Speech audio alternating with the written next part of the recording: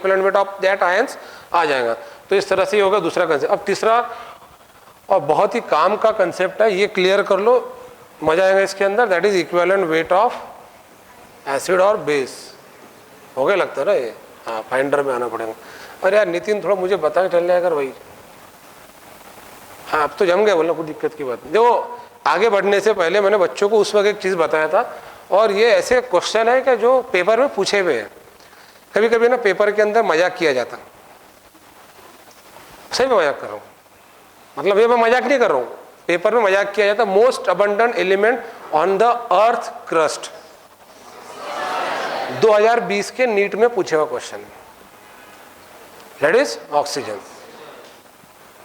अब ये क्वेश्चन देखो, अबंडेंट यानी कि सबसे ज्यादा पाया जाने वाला, तो मोस्ट अबंडेंट एलिमेंट 3 जगह पे पूछा जाता। अर्थ क्रस्ट पे पूछा जाता, एटमॉस्फेयर में पूछा जाता और यूनिवर्स में पूछा जाता। और ये तीनों पॉइंट एनसीईआरटी बुक में कहीं ना कहीं किसी ना किसी चैप्टर में देखने के लिए मिलेंगे, यहाँ पर आपको बोर्ड पे देखने के लिए मिल रहे। तो अपन जो भी चीज़ें देख रहे हैं वो बहुत ज़्यादा रिलीवेंट टू सिलेबस ही देख रहे। तो अभी कभी कहीं ना उस पॉइंट को पर्टिकुलर चैप्टर के फ्रेम से मत देखा करो, थोड़ा जनरल देखा करो, है ना। अब मैं यहाँ लिखूंगा इनऑर्गेनिक केमिस्ट्री चैप्टर का नाम, तो ये आप यकीन करेंगे क्या? हाँ सर सिलेबस में, मैं बता रहा हूँ, यकीन नहीं आ रहा, मतलब है। तो एकदम इसको कहते हैं बिल्कुल श्रद्धापूर्वक इन चीज़ों को अपन ने पढ़ना चाहिए। तो most abundant element on the earth crust, atmosphere में कौन सा अबंडेंट है? नाइट्रोजन। और यूनिवर्स में? एक बात बताओ, मोस्ट अबंडेंट एलिमेंट में आपको 4 रैंक तक के पता होना चाहिए। अब इसमें से ऐसा कोई स्टूडेंट है जिसको 4 रैंक मतलब समझ में आता? मतलब मोस्ट अबंडेंट एलिमेंट में नंबर 1 कौन है? ऑक्सीजन है। 2 नंबर पे जिसको आता है हाथ ऊपर करो। छप्पर में कुछ मत बोलते बैठो, छप्पर मतलब ऐसे ही भरने में, अंदाज अंदाज से, अप्रोक्सीमेटली। हाँ, नहीं, सब बोलो, हलो एक एक करके। 2 नंबर पे आता है सिलिकॉन, 3 नंबर पे आता है एल्यूमिनियम, 4 नंबर पे आता है आयरन। और ये पॉइंट एनसीईआरटी बुक में कम से कम 3 से 4 बार दिया हुआ है। और मैं इसलिए बता रहा हूँ क्योंकि मैं क्वेश्चन बताने जा रहा हूँ आपको, बोर्ड पे ध्यान देना रहे। देखो अपन मोल कंसेप्ट में ना, अब आपके अगर आपको थोड़ा भी दिमाग होगा ना, मतलब उतना तो है शायद से, तो ये आप समझ रहे होंगे कि मैं आपको एक चैप्टर नहीं पढ़ा रहा, मैं आपको बहुत सारी चीज़ें बता रहा हूँ जो सिलेबस में पूछी जाती है। मोल कंसेप्ट एक ऐसा चैप्टर है, केमिकल बॉन्डिंग ऐसे चैप्टर है जो आपने बहुत ही ज़बरदस्त तरीके से प्रिपेयर करना चाहिए। मतलब अगर आपको आगे फिजिकल केमिस्ट्री, इनऑर्गेनिक केमिस्ट्री तगड़ी करना है तो मैंने बताया most abundant element on the earth crust oxygen है। 2 नंबर पे देखो, ऑक्सीजन के बाद आता है सिलिकॉन, 3 नंबर पे आता है एल्यूमिनियम, 4 नंबर पे आता है आयरन। अब एक बात देखो, एल्यूमिनियम का नंबर कौन सा है? 13। अबे अरे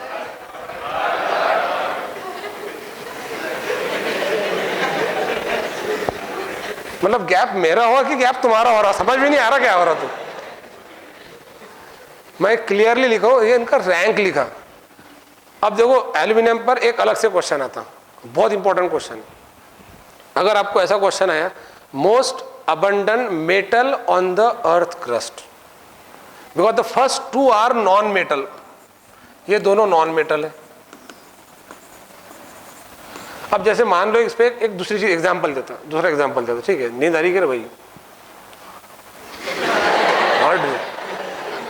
बोर मार रहा क्या है? साले अगर यहाँ ऐसा हो रहा होगा तो बाकी जगह केमिस्ट्री में क्या करता फिर तू? सोता ब्लैंकेट लपेट के? चलो ठीक है, अल्लाह इतना अच्छे तरीके से अपन उसको डिस्कस कर रहे हैं। अच्छा वो मैं केमिस्ट्री की भाषा में केमिस्ट्री नहीं पढ़ा रहा। कुछ कुछ बातें घर पे आके पूछा करूँ कि वो सर ने क्या बोले थे करके, फिर रह के समझ में आएगा। देखो कंफर्टेबल है?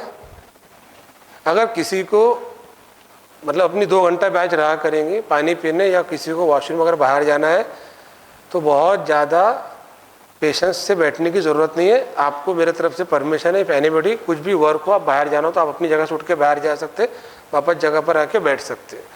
इससे मुझे कोई डिस्टर्बेंस नहीं होता, मेरी लिंक इससे नहीं डिस्टर्ब होती, क्योंकि मेरी लिंक लगती नहीं कभी। समझ में आ रही? तो ऐसा मतलब इसलिए बता रहा, कुछ नए नए स्टूडेंट्स हैं, दिन भर बैचेस करते हैं, ऐसा लगा कभी कभी कि थोड़ा मुंह पे झपकी आ रही, पानी मार के आना चाहिए, तो बाहर जाने का, पानी मुंह पे मारने का, एक तो चल जाने का तो वापस आ जाने का, फिर क्या है तो डिसाइड करो आपको क्या करना। ठीक है, मतलब मैं परमिशन दे रहा हूँ, मेरे तरफ से परमिशन ग्रांटेड। अब देखो क्वेश्चन बता रहा हूँ, most abundant metal on the earth crust, that is aluminium. अरे समझ में आ रहा है ये? वैसे एल्यूमिनियम का 3rd रैंक है।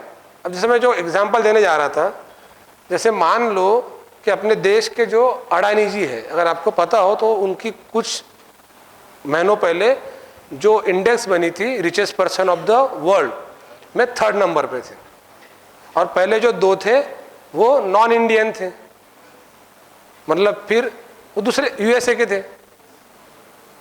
अरे गरीबों, समझ में आ रहा मैं क्या कह रहा हूँ? तो पहला जो इंसान था, दूसरा इंसान था, वो भारतीय नहीं था, तीसरा इंसान भारतीय था। ये वर्ल्ड की इंडेक्स थी। तो मोस्ट रिचेस्ट पर्सन में अगर अपन रैंक देखें अडानी जी का तो तीसरा था, और most richest person of the India तो 1st रैंक है। अरे समझ में आ रहा है ये? तो ये जो एल्यूमिनियम है यही अडानी जी है।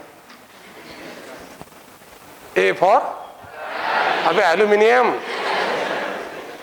ए फॉर अब अडानी।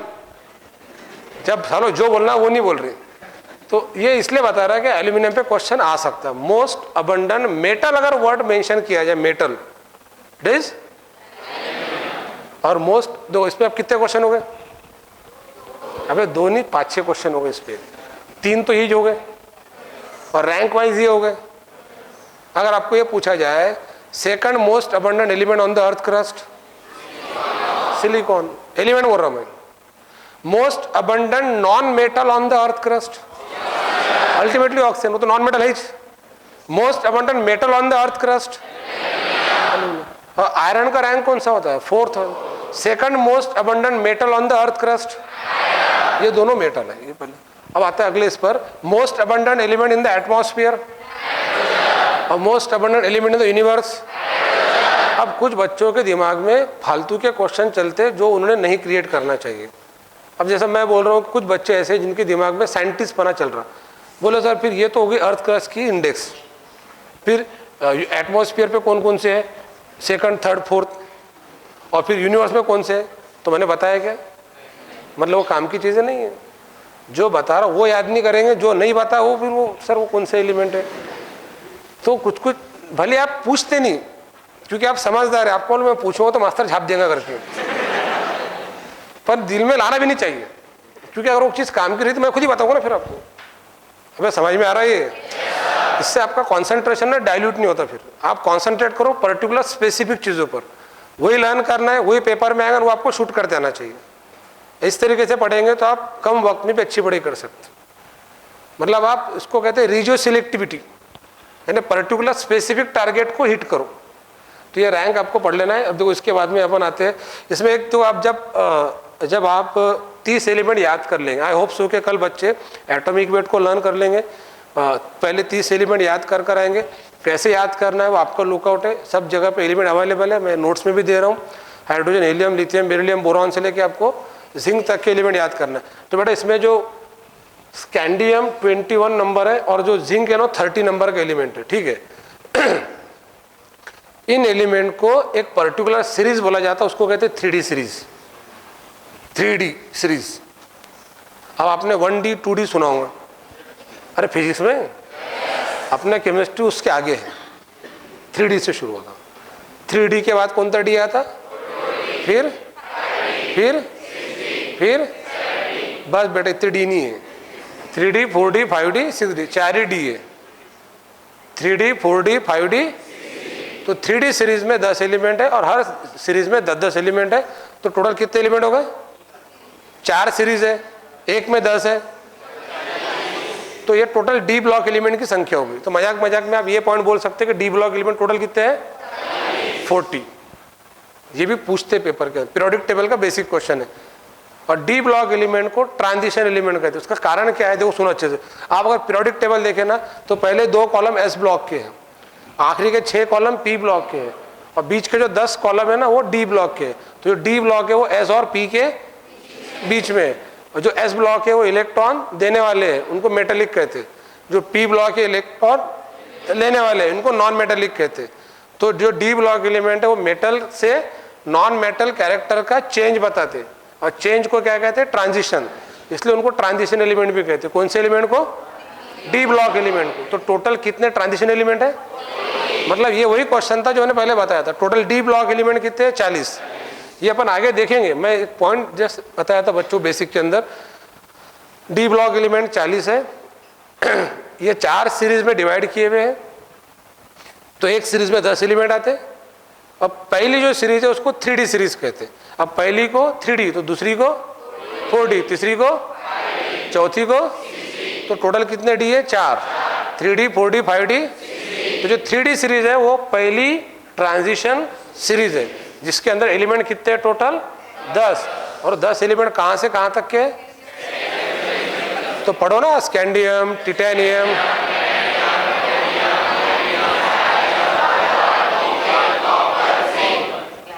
हाँ बस चुप हो जा बेटा। हाँ फिर से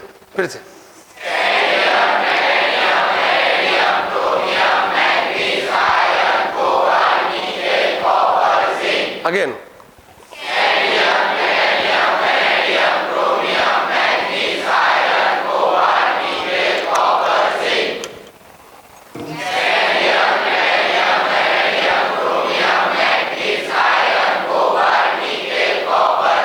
अब जैसे मैंने अगर पूछ लिया अभी, the atomic number of fourth member of first transition series 24। कितना पांचट क्वेश्चन है, पर कितना स्टैंडर्ड तरीके से पूछा गया। The atomic number of fourth member of first transition series. नहीं, मैंने एटॉमिक नंबर बोला आपको। तो 21, 22, 23, 24, that is 24। That element is chromium. अरे समझ में आ रहा है ये? तो आपको सिर्फ 3D, मतलब नॉलेज में आप ये बिठा डालो कि आपको 3D सीरीज पता होना। तो मैं आपको साइड में जो बेसिक की चीज़ें बता रहा हूँ वो बहुत अप्लीकेबल है, और इन चीज़ों को अपन आगे और पढ़ने वाले हैं, तो आपका रिपीट होगा। मतलब फ्रेशर में रिपीट कर रहे अपन।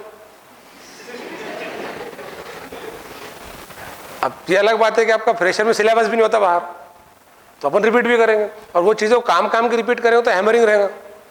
देखो मैं एक बात बताऊँ आपको कि आपने अगर सिर्फ क्लास ही अटेंड करे ना, सिर्फ लेक्चर अटेंड करे, तो 50 क्वेश्चन है नीट के अंदर और जेई में 30। तो जेई के 30 में के मिनिमम 15 to 20 क्वेश्चन आपको बहुत कम टेंशन से जम जाएंगे, ज़्यादा सोच विचार नहीं करना पड़ेगा। रूटीन वाले क्वेश्चन रहेंगे, देखे दिखाए। और नीट के अंदर 50 में से मैं 30 से 35 क्वेश्चन बता रहा हूँ, क्या वो ऐसा देख के क्लिक कर लेंगे उसको, बहुत ज़्यादा ऑप्शंस की जरूरत भी नहीं पड़ेगी। सिर्फ आपने पूरे लेक्चर अटेंड करना और पूरे पॉइंट्स को पढ़ना। मैं बता रहा किस तरह से, वो छोड़ दो, वो आएगा किस तरीके से ध्यान में रखना आपको सिर्फ। तो ये एक क्वेश्चन बता दे इसके अंदर। तो 10 एलिमेंट आपको लर्न करना है। अब देखो अपना अगला आर्टिकल है ये मोस्ट अबंडेंट एलिमेंट हो गए, ये आपको लर्न करना। इसके बाद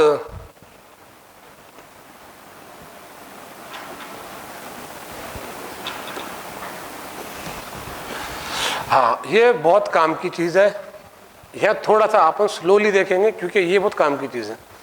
देखो equivalent weight of acid, this is the third concept. पहला कौन सा था? एलिमेंट। दूसरा, तीसरा, तो एलिमेंट के लिए था atomic weight upon valency, ions के लिए था molecular weight upon total charge. वहाँ आपको सिर्फ मैग्नीट्यूड लेना था। और अभी इधर अपन जो देखने वाले हैं, है ना, इधर देखो यार ध्यान से देखना।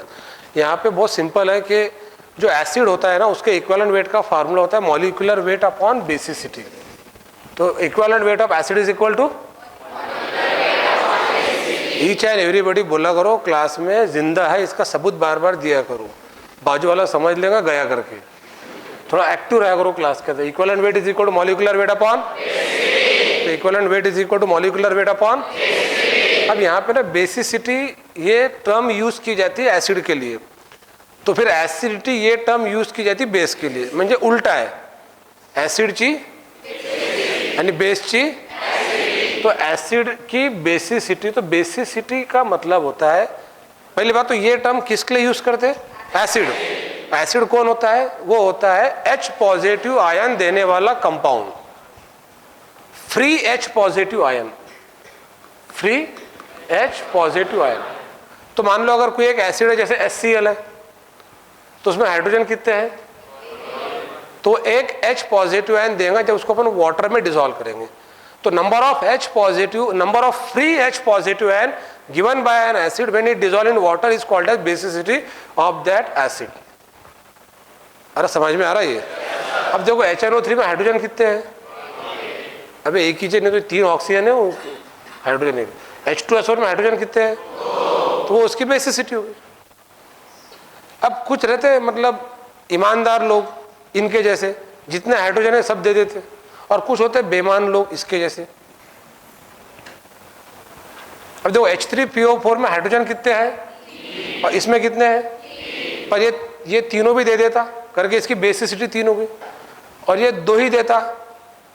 बोले सर फिर एक क्या करता? वो साथ में ऊपर लेके जाता, मतलब उसको जब वो मरेगा उसकी जब कबर बनाएंगे तो एक हाइड्रोजन उसमें डाल देंगे। बोले तूने नहीं दिया था, अब इसको ऊपर लेके जा। तो उसका कारण यहाँ समझा के दिया गया, और ये बहुत इंपॉर्टेंट पॉइंट है। ये पहले जेई के अंदर पूछा हुआ भी क्वेश्चन था, पहले बहुत पहले 2007-8 की बात बता रहा है। फॉस्फोरिक एसिड और फॉस्फोरस एसिड, ये तो सिंपल है, it is hydrochloric acid, it is nitric acid, it is sulphuric acid. आपको मॉलिक्यूलर वेट पता है, बेसिसिटी मैंने बताया था कैसे निकलते। अरे समझ में आ रहा है ये? तो बड़ा जो एसिड है ना उनका आपको मॉलिक्यूलर वेट भी पता होना, बेसिसिटी भी पता होना, इक्विवेलेंट वेट भी पता होना, और ये सब आपको लर्न होना। ठीक है, HCl का मॉलिक्यूलर वेट है 36.5। कैसे निकालते हैं? Hydrogen 1 multiplying by 1, chlorine 1 multiplying by 35.5, that is 36.5, और बेसिसिटी कितनी होगी? 1 होगी। तो 36.5 अपॉन 1 इज इक्वल टू 36.5। फिर HNO3, हाइड्रोजन 1, नाइट्रोजन 1, ऑक्सीजन 3। अरे निकालते आता ना, वो बच्चों का खेल है यार। बस एलिमेंट कौन कौन से लिखो, उनके एटम, नंबर ऑफ एटम्स लिखो, मल्टीप्लाइंग में एटॉमिक वेट करो, टोटल मॉलिक्यूलर वेट निकालो, बेसिसिटी से डिवाइड करो, इक्विवेलेंट वेट आ गया। अब कुछ ऐसे एसिड है कि जिनका जो मॉलिक्यूलर वेट है वही उनका इक्विवेलेंट वेट है, क्योंकि उनकी बेसिसिटी 1 है। अब अपन किसी भी चीज को 1 से डिवाइड करेंगे तो वही आएगा। अरे कोई बहुत बड़ा क्वेश्चन है क्या वो? Anything dividing by 1 is equal to 1, anything. अरे यार चलो चूतिया। अबे anything dividing by 1 is equal to, मतलब x upon 1 is equal to 1, x ही होगा ना। तो ये सेम आ रहा। हाँ, बट कुछ ऐसे एसिड है जिनकी बेसिसिटी 1, किसकी 1 है, किसकी 1?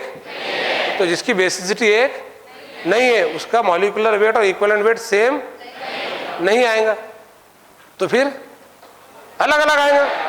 अरे यार मतलब हाथ होगी, तो अलग अलग ही आएगा ना। तो मॉलिक्यूलर वेट और इक्विवेलेंट वेट सेम भी रह सकता और डिफरेंट भी रह सकता। It depend upon basicity of acid और एसिडिटी ऑफ बेस। अरे समझ में आ रहा है ये दिमाग से निकालो। बोले सर ये तो बराबर है, ये बराबर, ये ऐसा क्यों नहीं है? तो इसके ये 2 है करके। और फिर ये 2 क्यों है? क्योंकि इसके अंदर हाइड्रोजन, और दोनों हाइड्रोजन आयन वो H पॉजिटिव आयन के फॉर्म में देता जब उसको वाटर में डिसॉल्व करते। तो number of free H positive ion given by an acid when dissolve in water is called as basicity. अरे समझ में आ रहा है ये? सर फिर H3PO4 दो, H3PO4 H3PO3 बोलो।